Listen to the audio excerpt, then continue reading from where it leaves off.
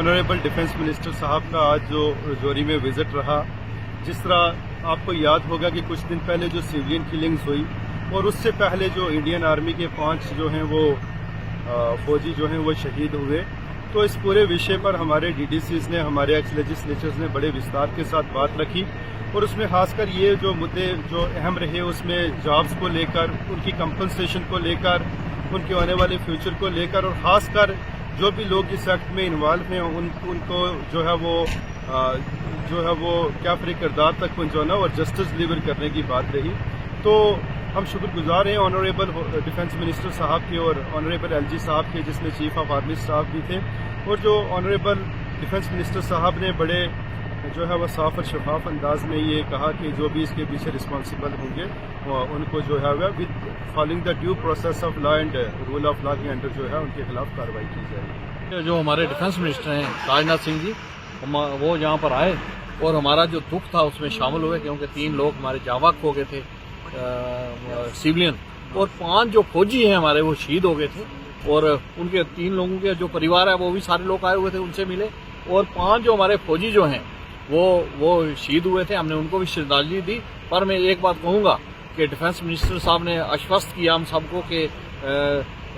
किसी की भी अगर कोई भी गलती अगर करेगा तो हम उसको छोड़ेंगे नहीं, लेकिन हमारे रजौरी पुंछ के लिए उन्होंने स्पेशल ये कहा कि हमारे लोगों को सिक्योरिटी फ्राहम की जाएगी, और ये भी उन्होंने माना कि हम जल्दी ही यहाँ पर रजौरी पुंछ में को अच्छी एसपीओ की भर्ती करेंगे, जिसमें हमारे बच्चे जो हैं जहाँ पर भर्ती होंगे। हमने उनको कहा कि हम यहाँ पर अच्छी भर्ती करो और हमारे लोग ही जो है जो मिलिटेंटों के साथ अच्छी तरह लड़ेंगे और लड़कर जहाँ से मिलिटेंसी को हम भगाएंगे। और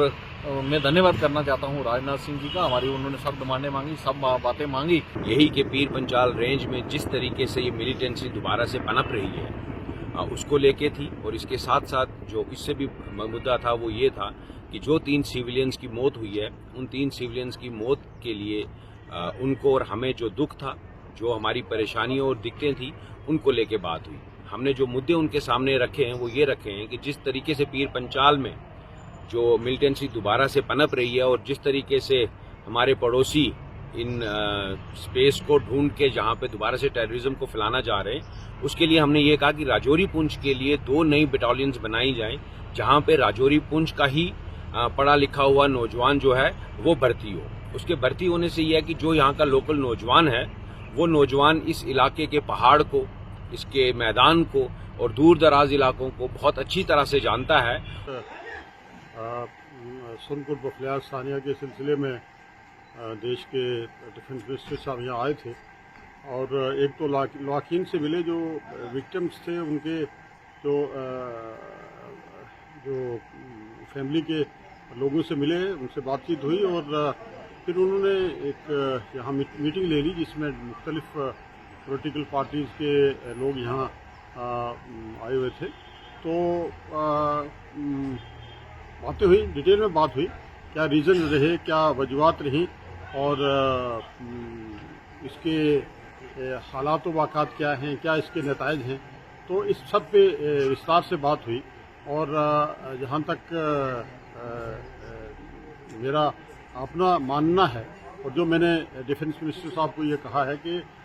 खिताई पीर पंजाल जो है ये हमेशा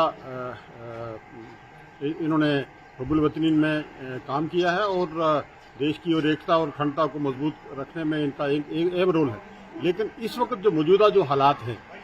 जैसे देश के प्रधानमंत्री साहब ने खुद कहा कि दिल्ली से दूरी, दिल से दूरी, आज दूरियां बढ़ गई हैं। तो मैंने डिफेंस मिनिस्टर साहब को ये क्लियरली ये कहा कि जब तक आप दूरियां ख़त्म नहीं करेंगे तो ये जो